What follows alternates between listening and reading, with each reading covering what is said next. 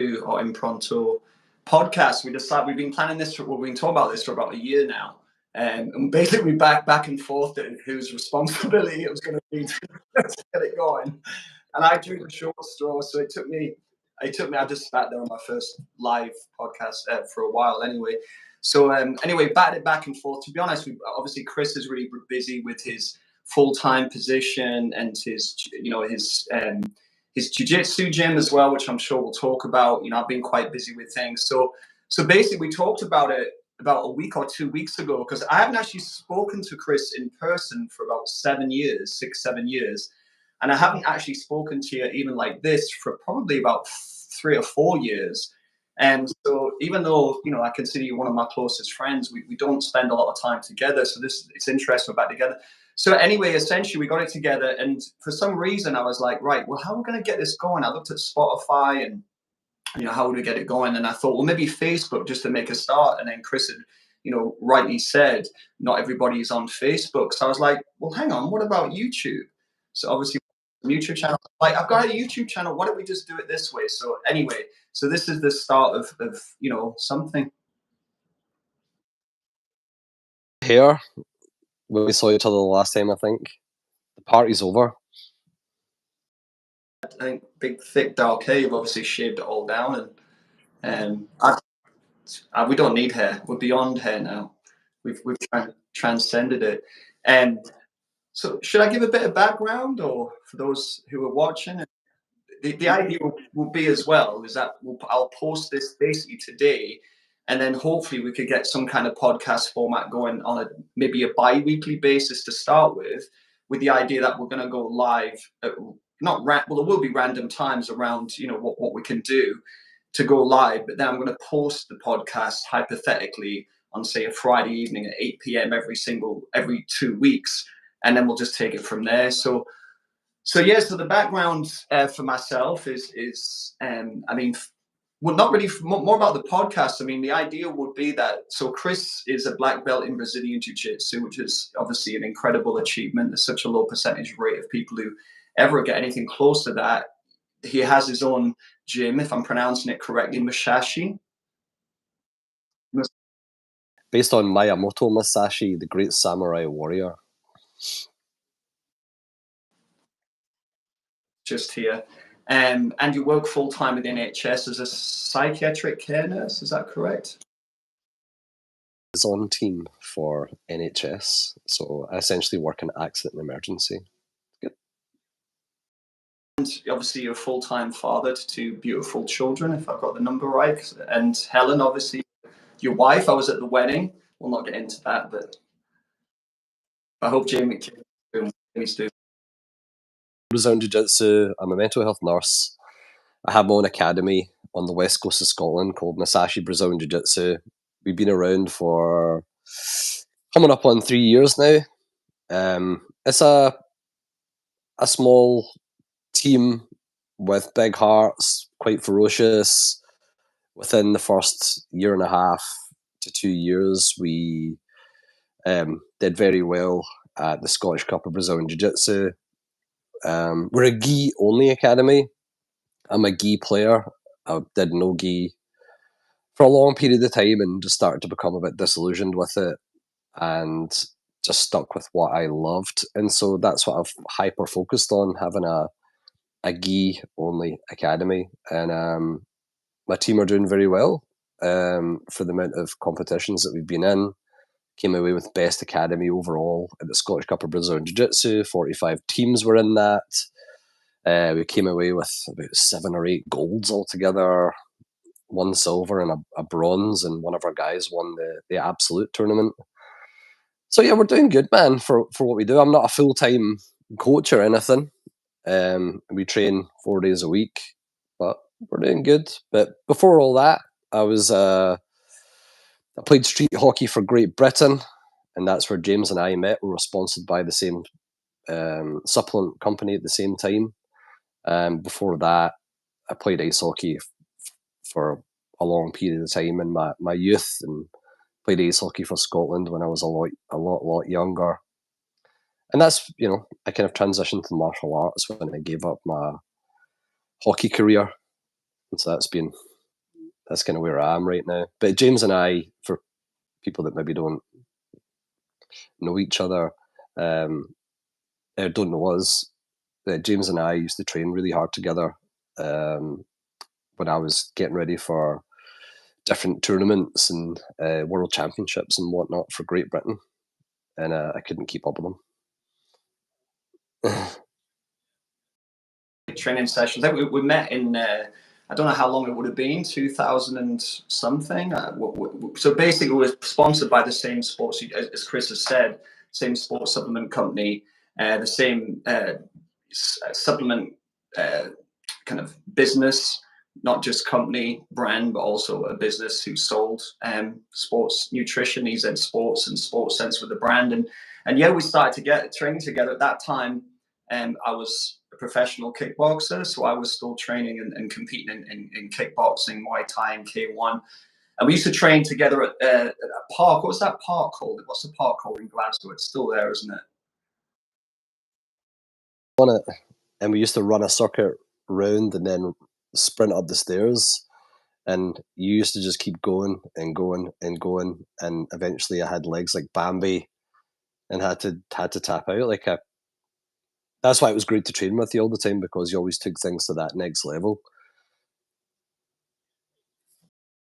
Back when I was competing, it was very much all or nothing. I was very laser focused on that, as you have to be to compete at, at that kind of level. So yes, I mean that's essentially how we'd met. So we kept in touch, and so Chris is in Ayr in Scotland, over the border, and I'm Morpeth, which is obviously in England, and at the moment I have two locations that I'm based at, which is the Newcastle Fight Centre and Morpeth Rugby Club, and essentially I coach privately and also in open format. From the kickboxing, full contact, Muay Thai, what I call foundational Brazilian Jiu-Jitsu, because I'm unlike Chris, I'm not a black belt and blue belt in Brazilian Jiu-Jitsu. So I do what I call foundational coaching, which is introducing people to Jiu-Jitsu. And if they want to learn in the gi, and I recommend, for example, Peter Irving, the Newcastle Fight Centre, and my professor, which is Tyron Elliott, 222 Jiu-Jitsu. So they're the two jiu-jitsu gyms I would recommend. So I coach privately, and then I do open format coaching, working in schools and learning services, some charities, some businesses. And it's centered around that, but also strength and conditioning, nutrition, meditation, I suppose practical psychology as well. So that all kind of encapsulates what I do. And then the idea behind the podcast. So initially I was running a podcast. I think about 7-8 years ago, I'd started it. Initially, I was on Peep. Remember Peep Live? Used to do that with Cliff Sainsbury. So I was a host for that, and Chris was kind of our man in Scotland, and we did that together for a while, which I thought went really well. And then as I broke away from that, I then started the Team Alpha podcast and had several guests on. So Amy Fez, a business lady, and a friend of mine as well, actually. Who ran a successful business in Jesmond. Scott Aitken, who was a swim instructor for the business side. I had Nathan McCarthy, one of my former opponents, a world kickboxing world champion. Jeff Brown, a photography mentor. David Gilbraith, who was a former professional MMA fighter. So, and Matthew McCallum, a former student and a good friend of mine as well, a professional boxer, 2 times Northern Area champ. And Chris, so the last guest we had on was Chris REID, and after we'd had Chris on, we had to shut the whole thing down. That was actually the most viewed one we did. We ran out of time, we had the authorities come in and shut the whole thing down. I had to through the windows. Yeah, I had my own podcast for a brief period of time, but successful. If you want to talk, it was all right. It was pretty good. I had quite a few different people on that were mega interesting. Ultramarathon, an ultramarathon athlete. I had Noam Dar, the WWE wrestler, on. I think at one point, there was like a kind of hashtag of about 25,000 people talking about it at one point, the Noam Dar one, which was quite funny. But he's a mega star, isn't he? So that was quite good. But I guess like kind of being honest,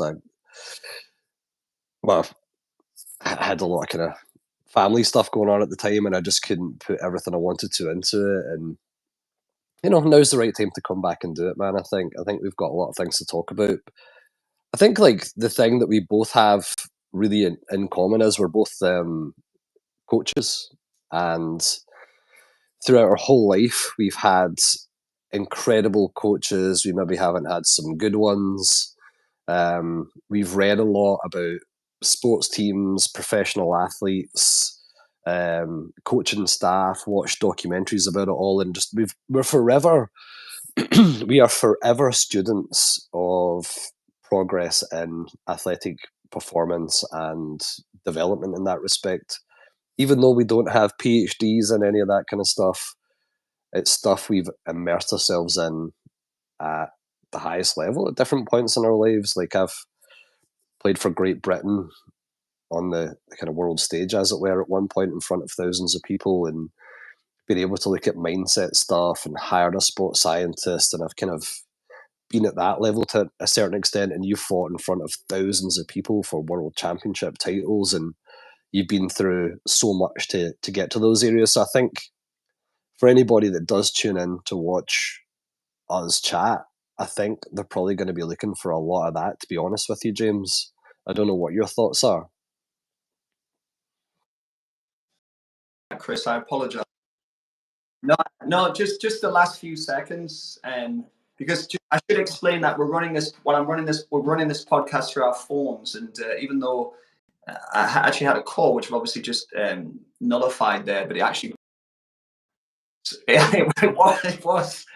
We're not, well, as we always say, if we're not backed by Dawn, call the president. So I did hear the majority of that. It was just the last few seconds. If you could just reiterate just the question you asked me, actually. Yeah, you've gone dark now. We can't see you on the screen unless you've done that on purpose. Can you hear me? Because it's just frozen. My image seems to have frozen there for a second. You're ugly anyway. We don't want to see it. Yeah, we can hear you. That's fine.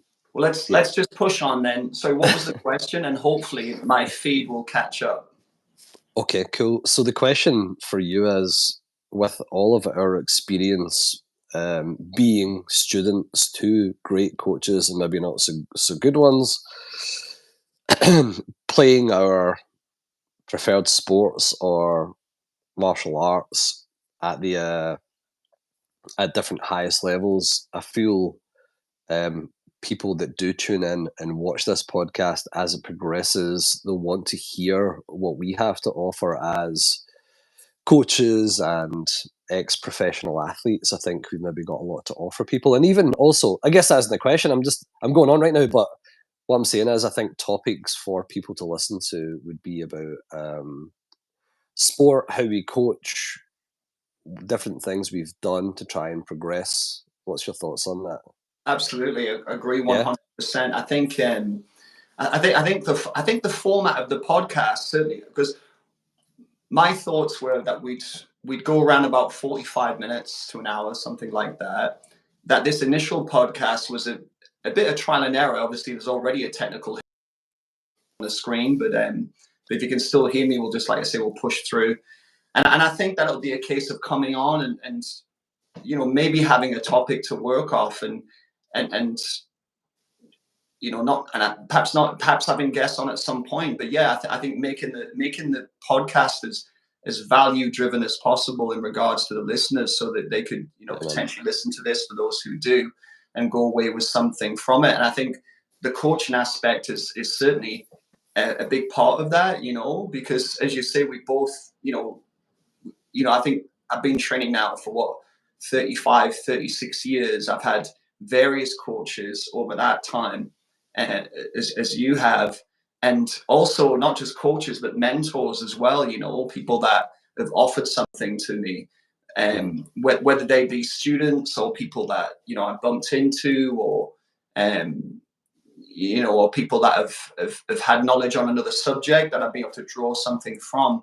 So I think that the coaching side of it is a big side, and certainly I think there's a lot that can be taken away from that. So I agree completely, and perhaps that's what we could do right now, is discuss a little bit about about the coaching side. I mean, we could start with perhaps not to go through every single one, but perhaps if you think we could discuss the first coach that we had, perhaps the first official coach that we had, and we could maybe touch on a few others and a little bit about our own coaching style and coaching method as well. Yeah. What if we start from the end and work backwards? Actually, well, let me just do this then, right? I'll summarize my coaches like this. So each one of them has offered me incredible things. Some of them not so much. But that's been because of the coaching they have had previously, or the character they've had, or the attitude they bring or brought. And I mean, I'm 44 this year, and I've played sports literally my whole life. So I've had coaches from when I was a little boy up until present day, right? And so if you think about it, these coaches were all in different eras, through the 80s, through the 90s, through the thousands, through the tens, through the 20s. And so times were just a bit different at different moments as well. But that being said, from what I am now as a coach, or when I started my own academy, I took the best of each of those coaches and I've tried to leave the bad. And I've taken the best of what I can from things I've read, things I've watched, professional sports team coaches. I've tried to take the best of them and what they've done and studied them and try to limit the bad and come out with like this product that we have right now. But different coaching styles work for different people. Some people like hair dryer treatment, like they respond really well to getting yelled at and boosted and motivated and told to get up off their ass and get going. And some people prefer nurturing. And I think I've had different, the great thing is I've had those different styles of coaching where I've had two coaches that used to coach us ice hockey. And we used to count the amount of times they said F in the changing room in between periods. So you get 3 periods in ice hockey. And if we weren't doing so well in one of the periods, you'd sit in the changing room and you'd be like, oh, we're going to get chewed out. They'd come in and put the bins about the changing room, screaming and yelling at us. We were like 14, 15. And you're like, oh my God, these guys are pissed. I kind of get that now, though. I kind of get that, like that passion, that drive, that intensity. Because these guys were working guys like me, and they're coaching this team, and they love the team so much, and they want them to do so well, and they're just not doing what they're told. So they'd be going absolutely crazy. But I tell you what, man, at the end of the screaming and yelling, we were pumped, and we would go out and just do our absolute best. So that kind of had that very interesting style at one point of coaching towards me. And I've had some quite nurturing styles as well, which is like benefited me as well. So yeah, these are the kind of styles like I've carried on right now. Maybe not the screaming and the yelling in people's faces, but definitely somewhere in there, I do that. I definitely think like when I first started my own academy, I wrote down a bunch of different things I wanted to have as a coach, as a team, and as academy as a whole. And there's different academy, like different places and teams I've played for throughout my life, different academies I've been, jiu-jitsu academies I've been to in different parts of the world, where people have been so welcoming and so kind and so nice. And some places you walk, you probably know this as well from kickboxing, but some places you go into and it's like enemy territory. You're like, oh, I did not feel welcome in here, and I'm not going to be going into train or spar. This is going to be a fight. So I've been to a few places like that. So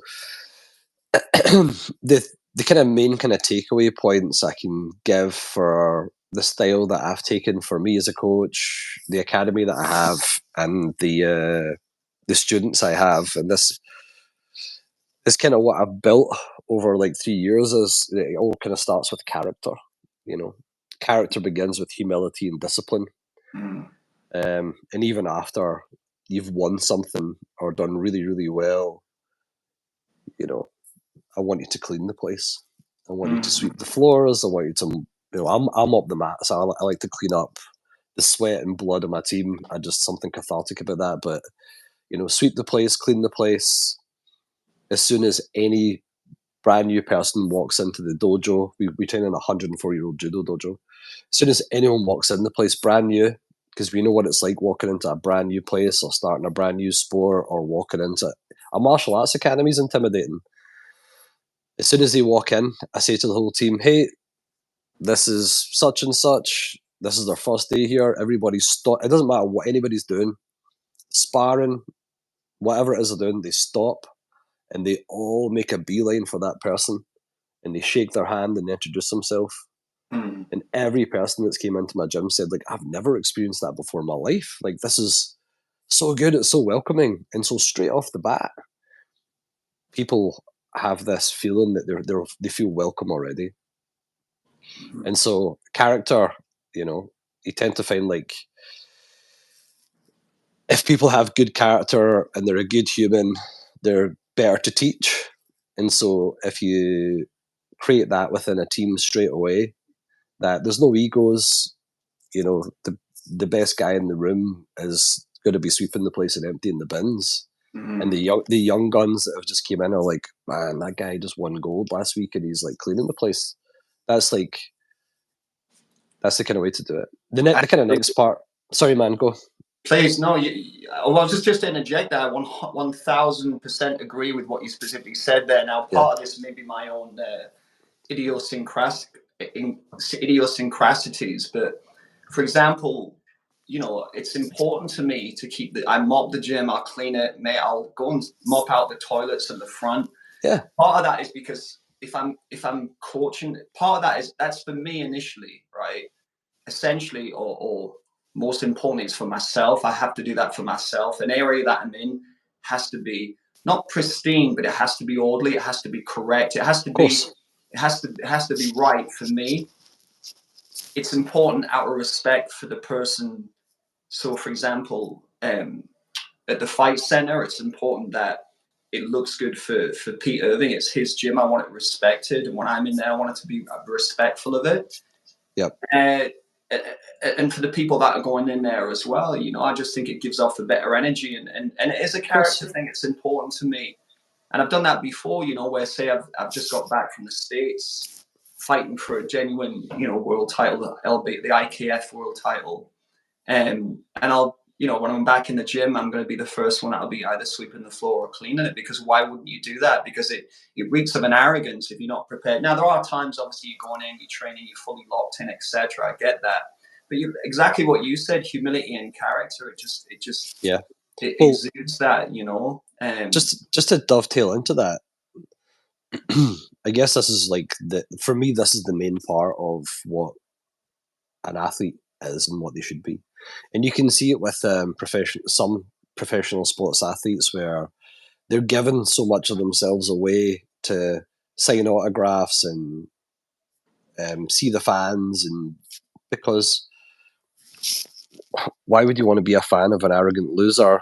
And you should be thankful of the people that are buying your jerseys at the same time as well, but also just be a good human being. These people think you're gods. But yeah, the kind of the point I was going to make was without no structure, there's chaos. So if you have, here's the kind of thing here. Like I said anyway, but we train in a 104-year-old judo dojo. That place has a pulse. It's like you can feel the spirit of the place when you walk in. Like the vibe of it's amazing, man. At one point, that place had hay, like actual hay instead of mats with like a tarpaulin over it. Back in the day, that's what people trained on, and it's never skipped a beat for 104 years, and it's still a judo dojo. The guy that teaches judo in there's been teaching it for 55 years. My judo coach. He's in his 70s. The guy's overcame cancer and everything. And so that place has to be treated like respect. And I know there's this thing right now, about bowing to each other. We bow in my place. I bow to all my students. They bow to me. We bow before like we go on the mats, and it's not like I've got a god complex by any means at all. Not at all. I see everybody as like equal, but it's like the structure of that is like a huddle in any sport, and it brings unity within everybody and shows that you respect each other. It's not like you bow before me, I am your god. It's no, we are bowing to each other. I'm thanking you for allowing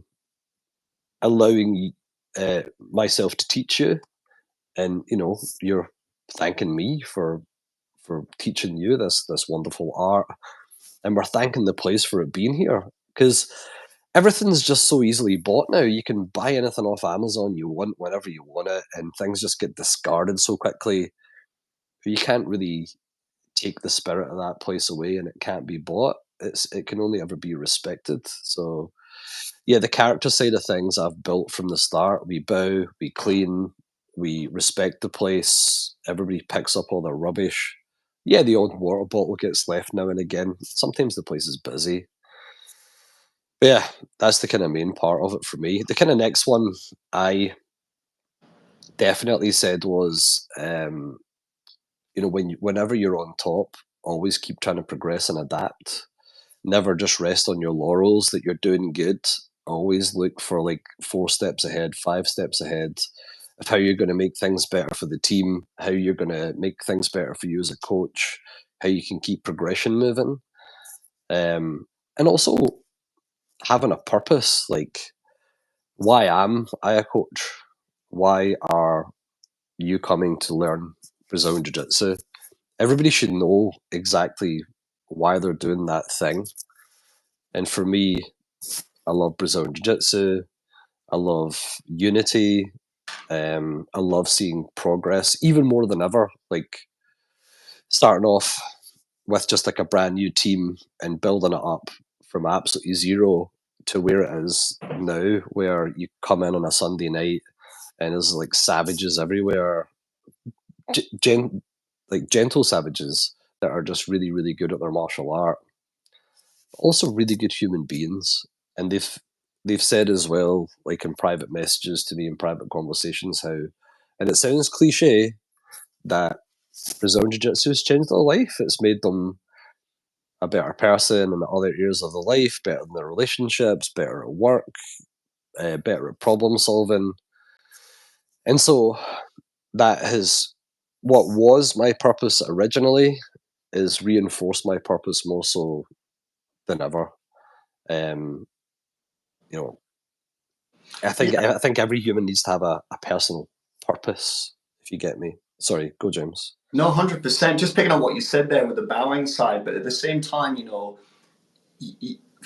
I would say, I mean, I can just speculate on my style, quote unquote. But obviously, the best case of that would be would be my students' opinion of it. So, but for me, it's always been a case for the most part of just what you said, just welcoming people in and making people feel accepted, and show interest in them as well. Because if you're coming in as a raw beginner, then I want you to feel welcome. I want you to feel as if you're part of the group. I don't want anybody feeling ostracized Yeah, whatsoever, because and then you can make a decision for whether or not it's for you. You know what I'm saying? But yeah, what I have found over the last 30 years of coaching, it's kind of we don't attract the type of people who potentially would have quote unquote egos or mm-hmm. be there just to bash people up, because we just don't attract that type of crowd Yeah, for the most part.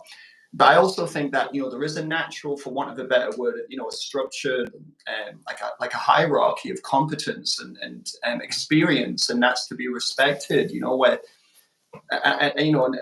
and with the belts, you can walk in, you instantly can see, okay, I mean, everybody's individual, etc., and people's abilities will vary, and it's not a case of certainly is a case in Brazilian Jiu-Jitsu that belts are respected for good reason, because they're not given away for free. You have to mm-hmm. earn it, which kind of ties into what you said about, you can buy everything nowadays. I mean, you could go online and buy a black belt, but you certainly wouldn't be a black belt, and everybody Mm-hmm. would know that. So you have to earn that. But I think it's important to show that, respect, because for me, if I was going in to a place and learning something new, I'm respectful of the fact that probably everybody in here has been here longer than, if I'm the last person to walk in the door, and just say 4 people have walked in the door in front of me, and it's their first time, by definition, they've spent more time in there than I have, because I've walked in 5 seconds behind them. So Sure.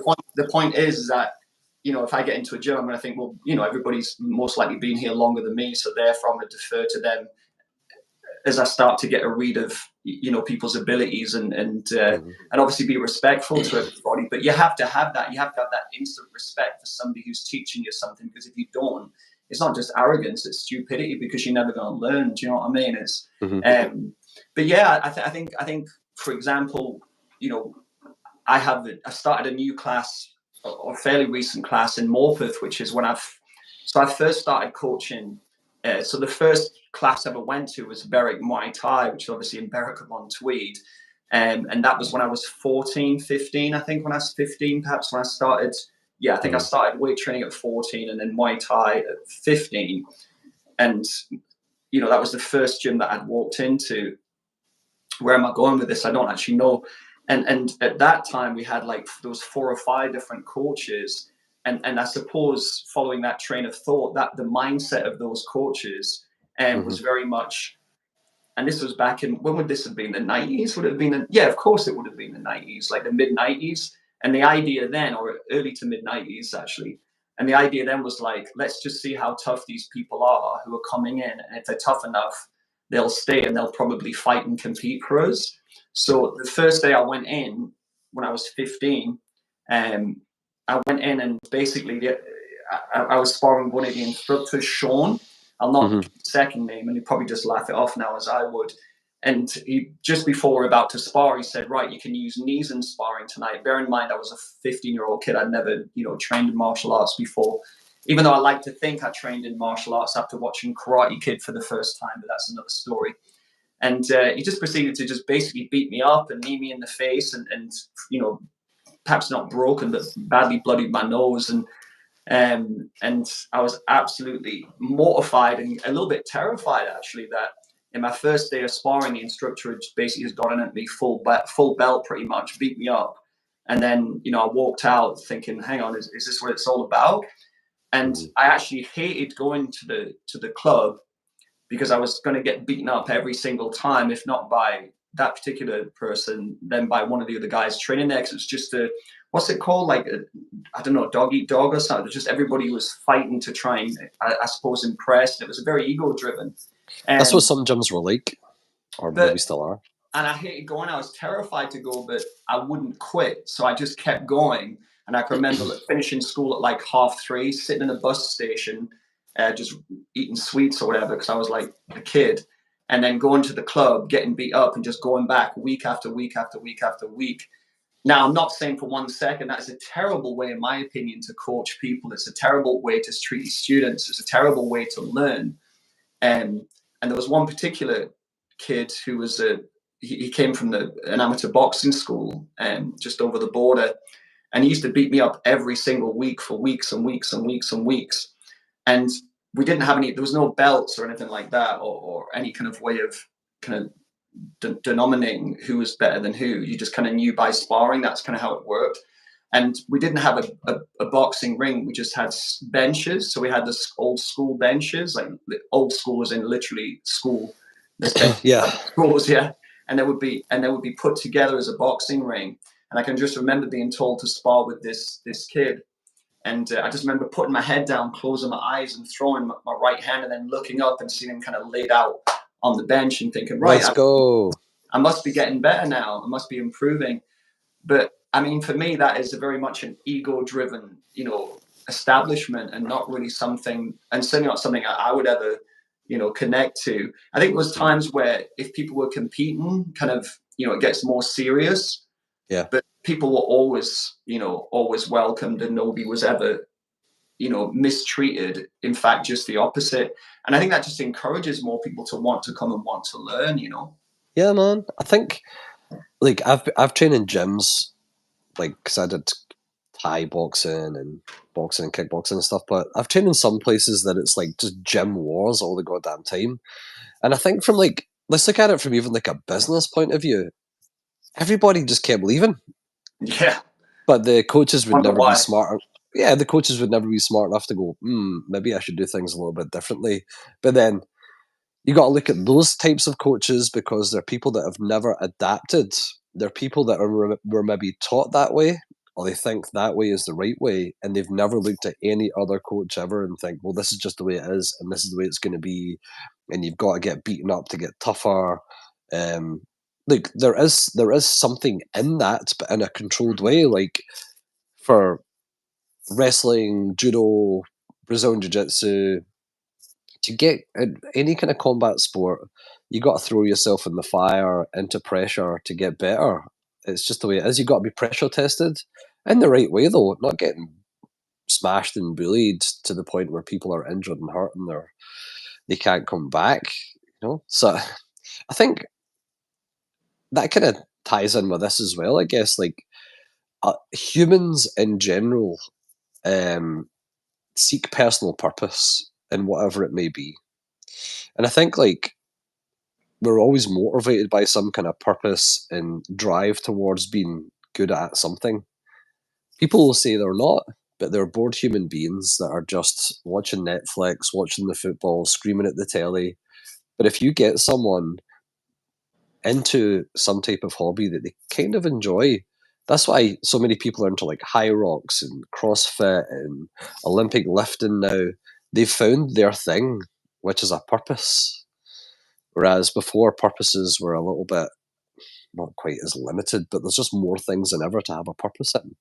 And I So think physical as well. It's very important to do something physical yes, that challenges you at whatever level that you're at. So yeah, if you're 85, not that you couldn't still train Brazilian jiu-jitsu, but even something that challenges you physically, going for a walk, or yeah, if you're able to do some form of resistance training, perhaps at 85, I'm sure there's guys out there who do something, but just yeah, to man. physically challenge yourself and and to put yourself under some kind of controlled stress is so Mhm. important just for development, and not even development, just to maintain a feeling of purpose, for wanting to be here, to give you a reason to get up in the morning.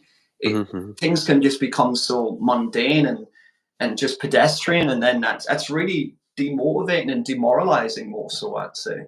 So it's important to Definitely, have that.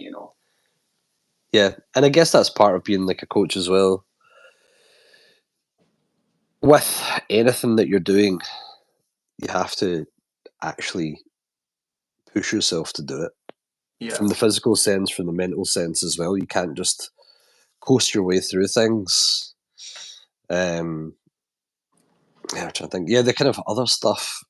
Yeah, this is like you probably have this as well. And I'm sorry to. This isn't really a swearing, but I've got a strict no dickhead policy, and that includes like any highly talented prima donna that ever comes into the academy. Um, they'll just be kicked out. If someone even isn't like close to being the best in the world, but they're a dick, they just go. I'm not bothered. I'd Hence, I've never rather. trained at your gym yet before. Hmm? Hence why I've never trained at your gym. No Yeah, yeah, you'd be kicked out. I think was it Phil Jackson? Phil Jackson from the Chicago Bulls. What did he say? The strength of the wolf is the pack, and the Yeah. strength of the pack is the wolf. So Yeah.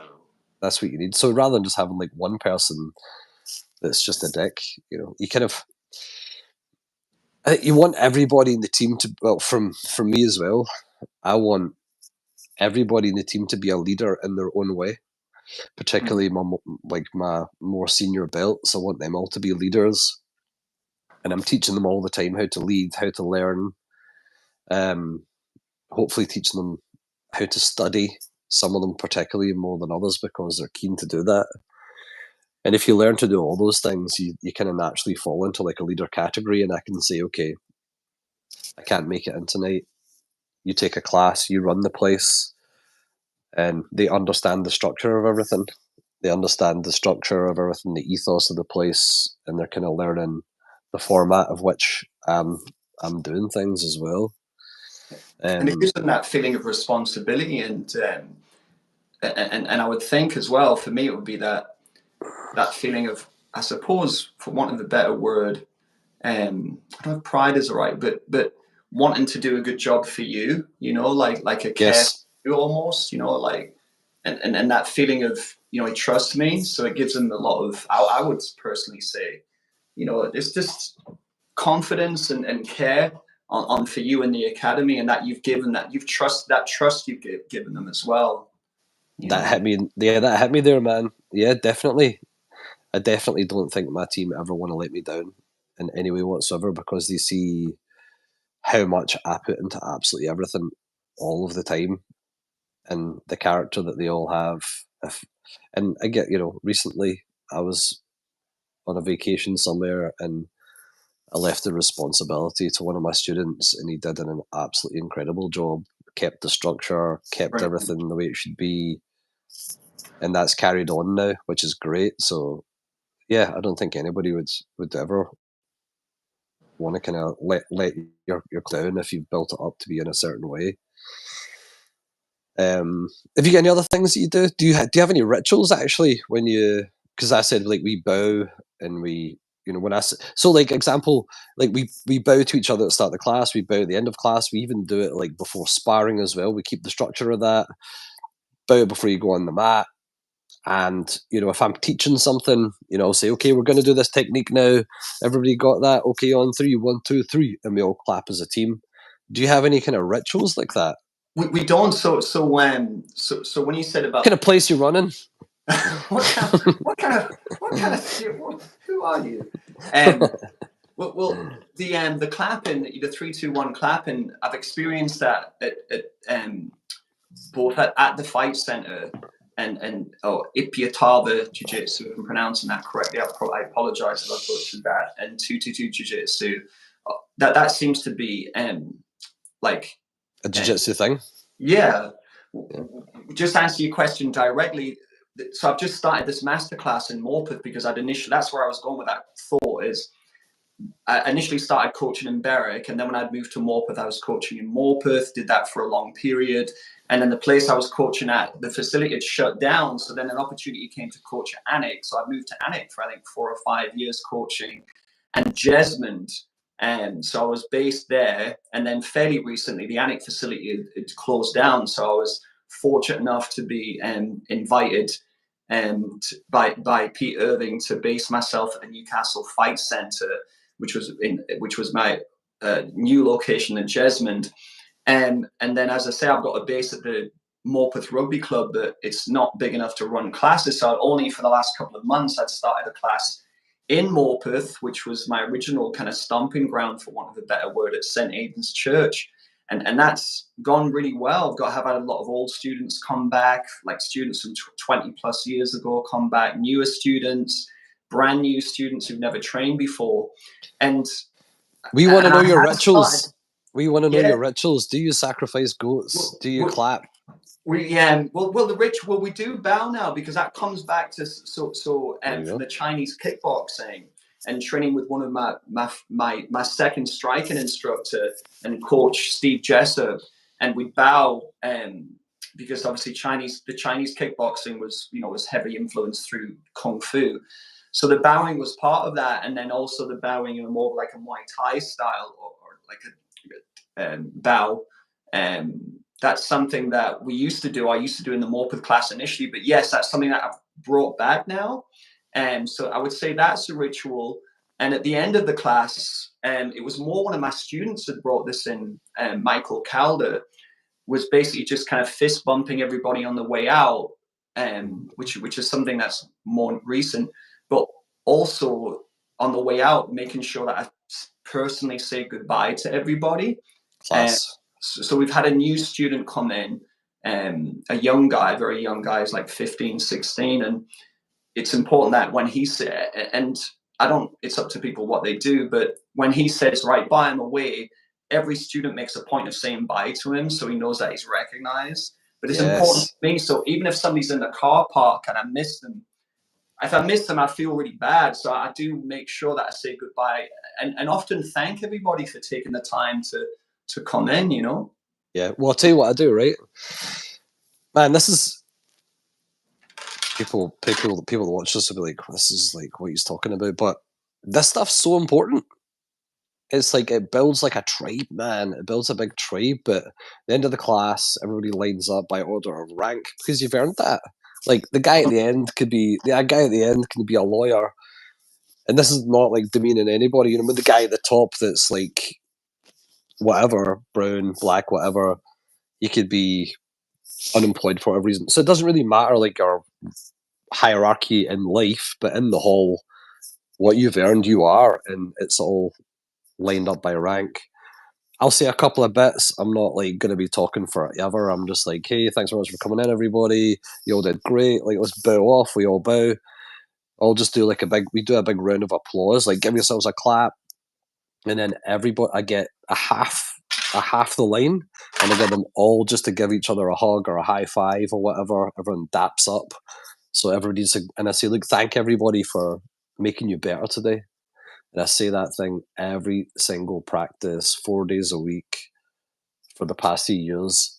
Thank everybody. And they all do it. Everybody does it. Thanks very much. Thanks very much. Thanks very much. You know, and it just builds this like tribe of people. I love it, man. That's what it's all about. Building a culture of people that, you know, they care for one another. You know what I mean? You want people to care for one another, look after one another. And if you build that, it makes everybody just like get better and go through the roof. And this, for me, this is in the respect that you were talking about there with that young lad, making people feel welcome. Like if someone feels welcome in an environment and you've got a great coaching style, people learn better. They, you know, if it's a hostile environment where cliques of people all over the place that don't even say hi when you walk in the place, there's no like structure or format, you don't know what belt anybody is, it's like, what is this place? Like, what am I supposed to be doing here? People need structure. The people need structure in their life in an absolutely chaotic world. And I find like having that structure minimizes or completely eradicates any chaos at all and breeds a really great training environment. With regards to the clap, you know, the 1, 2, 3 clap thing, I sometimes think that's like Men in Black, where like they press the silver thing that erases everybody's memory. Yeah. Because I'm like, right, okay, I'll show this technique. Everybody get that? And everyone goes, yeah, I've got it. And I'm like, okay, 1, 2, 3, boing! And I'm just like, wipe their memories. And I'm like, I thought you said you got it. Is the clap like wiping memories here? What's going on? Does it work more if it's like a in time clap, or people are like, see if it's not in I know, dude, that makes me crazy. See if like the clap isn't in time. I say, no, that's not good enough. Let's go again. I've got to do that. Yeah, dude, and see when it all happens at once, I'm like, oh yeah, let's go. That's it. Let's go. But probably me doing that is killing people's memories. They're just like, man, I'm forgetting more right now the more we're clapping. I'm trying to concentrate on the clapping so we don't upset them. It's important to be in time, you know. That's very important. Tribal. It's tribal. But yeah, if like everybody claps and one person's off, I'm like, nah, man. So how many classes do you have running there each week then? And so it's Brazilian Jiu-Jitsu, gi only Brazilian Jiu-Jitsu, Musashi Jiu-Jitsu, located in Air. So how many classes do you hold a week? And are they separated between like beginner classes and immediate advanced, or is it fighter classes, open mats? Yeah, so it's advancing now just because I started off with just complete beginners and I've built up. So I've got a Friday night as the main class. Here's the thing as well, like times for me training in like other places never really suited me because I work in a hospital. And so all the classes would be finishing by the time I finish my work, and I could maybe only train on weekends. So my classes are set up for like the kind of working person, which again, when I was opening up my place, I got messages from people saying, what are you doing opening up a gi only academy? That's mental. Why not doing no gi as well? And your times, man. no one's going to come. And I was like, I don't care. I'm just doing this for me. Let's see what happens. So I've got Friday night. I've got Saturday morning. I've got, so Friday night's a class. Saturday morning at 8 a.m. I've got a rolling class or sparring class for people that don't know what that is. And after my sparring class at 9 a.m., I have just a regular gi class. It's more a kind of fundamentals though, more like kind of fitted for beginners. Friday classes for everybody. And then, so I've got Friday, Saturday, Sunday night is my Savage Sundays at 8 p.m. It is rolling. It's 8 till 9. I open the doors at 7:30, mop the place, get the place spruced up. But as soon as the mats are dry, I mean, the place is filled up and everyone's on the mat straight away. Like people are rolling non-stop, 5 minutes on, 1 minute off for like the whole time. And the place just turns into a big swimming pool. So that's Savage Sundays. And then I've got Monday, which is a new class that just started, as my advanced gi class. And it is, I've been adapting my coaching style for this one, which has been really cool. And the students are loving it. So I'm trying more pressure testing style stuff where I'm saying, okay, rather than me teaching a technique, we're starting off with a scenario. And the scenario, for example, is, someone's double legged you, they've got you in a body lock, and this is where I want you to start. Go. And I watch what everybody does and how they react to it. And then I give them hints and tips on what they could be doing or what they can be doing, attacks they can have, that kind of thing. And so that has been very receptive. So they're the classes: the Friday, the Saturday, the Sunday, and the Monday. So we spar twice a week, and we have classes in between all that. It's good, man. It's good. I love that. I love a class on a Friday night. So what time is it? Is that 6 p.m. for beginners? I'll tell you this as well. Mm-hmm. Yeah, Friday class is 8 p.m. Saturday class is 8 a.m. 8 a.m. But this has been a really interesting thing as well. This is like my black belt, Nick Gregoradius, the legend Nick Gregoradius. When I first went to him and said, I want to do my own thing, man, he was like, okay. I said, what? Give me the lowdown. And he just said, your vibe attracts your tribe. And he just kept saying it. And he was like, don't worry, your vibe attracts your tribe. And that's what we have. I have... I don't even need to say it. I guess I've got a bunch of really, really good human beings, man. Good people. And how many people do you have in the gym? How many students do you have in total? Dude, I've got 62 students. It's crazy. You've got what? 62 students. 62. Wow, that's 60, insane. 62. But trying to get everyone in the same room at the same time. I thought you said you've got 62 students, and I was like, you do realize this podcast is live, don't you? Yeah, I've got 62 students, but trying to get everybody in the same room at the same time is virtually impossible, just because we live in Scotland, so there's oil rigs close by. So I've got guys that work offshore. I've got dudes in the military. I've got people that work in emergency services. I've got paramedics. I've got an anaesthetics doctor. I've got, mate, see if you fall down in my gym and hurt yourself, you're fine. We can sew you back up. Yeah. I've got all sorts. So I've got 62 students on my books. Sometimes the place is jumping. And it just depends on the time of year as well. But yeah, I've got 62 students and they're all incredible, man. They're all absolutely incredible. And I love it. And they're different levels, obviously different weights, different ages. Yeah. I've got white belts all the way up to my big brown belt, Damien, who's my assistant coach. Mm-hmm. Some of the people, I have I have a couple of people that came from other gyms to train with us, and they're class acts. They're great people, but everything else is really what I've built myself. Give or take, people that have maybe started at another academy as a white belt and they didn't quite like the vibe and they wanted to try somewhere else, as people do. There's been hey, I'm not going to go on as if I'm friggin' amazing, and so's the academy. I've had people like leave the academy and go to other places, and that's totally fine as well, because they've wanted to like train nogi or do something different because it's closer to their house. Whatever, that's absolutely fine. But yeah, I've got white belts, I've got a bunch of blue belts, I've got quite a few purple belts now. I've got Damien, my brown belt. One of my purple belts is chapping on the door of getting his brown belt. He's nearly there. We're growing, man. We're growing all the time. What about yourself, man? How's your team going? Good, yeah, good. I mean, so as I say, I'd only recently started.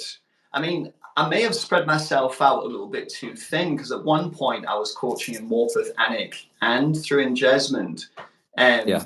And I think now, just based on myself in Newcastle and Morpeth, it's worked out a little bit better for me. So, because I do a lot of private coaching, I would say altogether I've got about, not as many as you, not 62. I've probably got about 15 students that come to the class, and then as an offshoot of that, probably another 10 students, 15 students who train privately as well. Yeah. And when I was really into having guys who were competing, and those guys have obviously moved on, and when there is a belt system within the Power Kickboxing Academy. That's the name of it. So it's 7 belts. I think is it white, yellow, green, blue, purple, brown, black. I'm counting on my fingers. You can't see because my camera's off. 7 belts. So the highest belt is a purple belt. Actually, I've never had anybody get past purple, and for a while I just put the whole belt ranking system on hold. So only in the last year or two did I kind of rejuvenate that. So yeah, so I've got quite a few blue belts, and people who are knocking on the door and essentially coming up to blue belt level, and some green belts, some yellows, and then some new students who have come in. But the idea, because I do reflect a little bit or riff a little bit on the jiu-jitsu idea as I understand it. So people are coming in, and it's not like you get handed a white belt when you walk in the door. You actually have to earn your white belt, and that could be 3 months, of coming in and showing that you're going to turn up, and then you get your belt, and then we have the stripes where it's usually 3 to 4 stripes before you move on to your next belt. That's not always the case, and as I say, I mean, competition-wise, I don't know if you remember Michael. Do you remember Michael Casey? Used to be one of my students, a big 6'4" heavyweight. So obviously he competed on one of the Scottish Fight Challenge shows, and I've had him competing obviously a while back, and then Matthew Stanners, who Matthew, who was a blue belt, he'd had 3 fights, and I'd had Christoph had gone into fight with me, who was my purple belt. He has his own school now, Iron Fist Academy, which is Muay Thai based. Yeah, he's a beast. He's a beast of a guy. Christoph is great. Yeah, my Polish student. And Matthew McCallum, who's had a very successful. He was a blue belt in power kickboxing, but he'd gone to competed with Team Alpha, which is Team Alpha is basically kind of the umbrella that holds the Power Kickboxing Academy. He'd had 14 unlicensed boxing matches and won all of them, actually. I can't remember how many stoppages he had. And then he moved on from me because he wanted to get into professional boxing. I don't have a professional boxing license. We're not a professional boxing gym. And he's had now, I think he's had like 12 professional boxing fights. He's, as I say, 2 times Northern Area champion. So I'd say he's had the more success competitively. Recently, I had 2 of my students, my blue belts, compete. Michael Calder and Shelby Elliott, they both competed. Shelby competed in boxing, and Michael competed in kickboxing, low kick kickboxing. Sadly, they were both unsuccessful on that night, and obviously it happens because I struggle to name one undefeated combat athlete in history. I can't think of a single fighter that's never lost a fight ever in combat history. I don't think it's ever been done. Who's never lost a fight ever. Just doesn't. Obviously, Floyd Mayweather's undefeated as a professional, but he's lost as an amateur. Yep. So they're unsuccessful. And then I've got another student, Jack Brooks, who's knocking on the door of a purple belt. Cool. Very, he came from amateur boxing, He started training with me when he was 16, I think, 15, 16, or perhaps 16, 17 actually. And he's done a lot of training with me privately in classes. He got the tail end of my sparring because when I turned 50, I stopped sparring. So he gained, he gained a lot of benefit from working with me through that. So he's looking to compete this year, and that'll be his first fight for me under the Team Alpha Power Kickboxing Academy banner. And that will likely be boxing for his first fight, although I'm very keen for him to do a kickboxing fight. So that's kind of where I sit in regards to, students and just kind of building up that base and building up that, that group. Yeah, man, dude, that's awesome. I guess, like, how much time are we going to do this for, by the way, before I move on to the next topic, or we save it for the next one? Well, I think we can. I mean, we've done an hour, so I think maybe we could stay on for another 5 to 10 minutes to kind of, not Okay. wrap up quickly, but just to kind of bring into, tie up what we've been talking about. And I think we could look to do another podcast. And again, I apologize for the technical hitch we've had today. And as we move through, I'll have a better idea of how to lay everything out technically. I'm quite impressed with the thumbnail, though. Do you like the thumbnail that we have? I can't see it, man. Well, the one I'd send it to you because that's actually going to be on the when I post this. That should be the thumbnail that comes up. It's the WATLING and REID. Is it James and no? It's WATLING and REID Conversations podcast. That thumbnail. So there'll be hopefully less technical hitches. I won't be staring at a frozen image of me. Thank God I didn't have my tongue out or something. That would have been just. But yeah, I think rather than go on to something fresh, I think obviously what you think is as well very important and most importantly. But I think about an hour, and then we just kind of wrap up, and then maybe pick it up on the next one. I don't know what you think. Yeah, I think that's absolutely fine. Yeah, because just with some of the stuff you were saying there, I guess even just slightly touching on the topic for next week can be definitely the highs and lows of being a coach. I think that's a really important thing to talk about because definitely. you never really hear too much about how the coaches feel, particularly like let's look at. I mean, I'm not a football guy at all. I'm not a football guy at all. But if you watch like rugby or football or anything, at the end of the match, the two coaches shake hands and then that's it. And then you'll see like a lot of the time a professional interview from the coach saying, I feel we could have done better here, or I feel like we could have done better than there. But then the coach has to go home or go sit in his office and he's like, oh my God, my favorite player or my star player has got his leg broken, devastation. I don't know, just you kind of get the idea. Like the highs and lows, particularly of being a martial arts coach, are it's a roller coaster sometimes. And we spoke about this a little bit last week in a conversation, just in general, because you just want everybody to just have their dreams fulfilled. The thing that they want so hard to do is just to win, and it's you don't tough. really look at.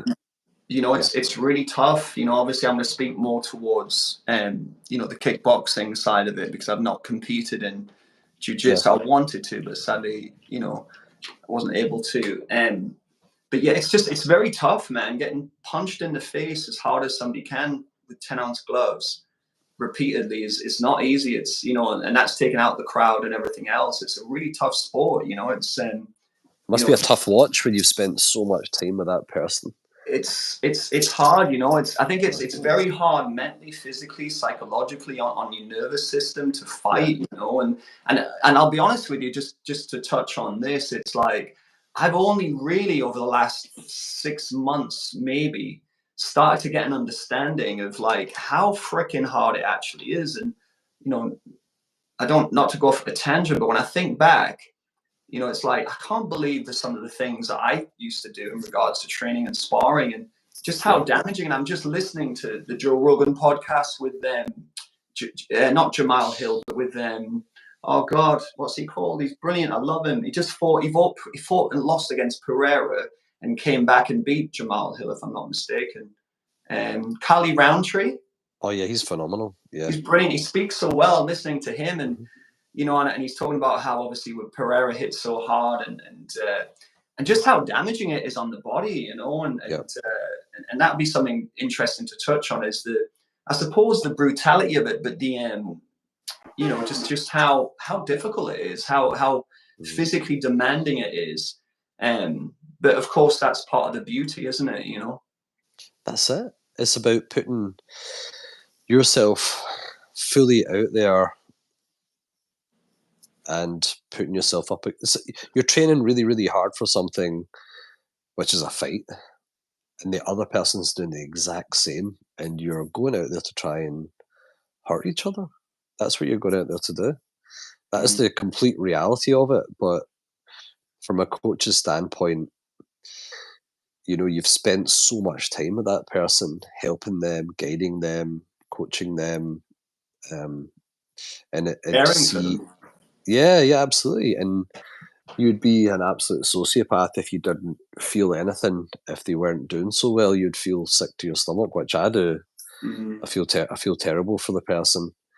And I guess as well, like being honest, you feel like it's a reflection on yourself. Like you feel like you've done them wrong if maybe things don't go to plan. But then there's so many other variables to consider, isn't there?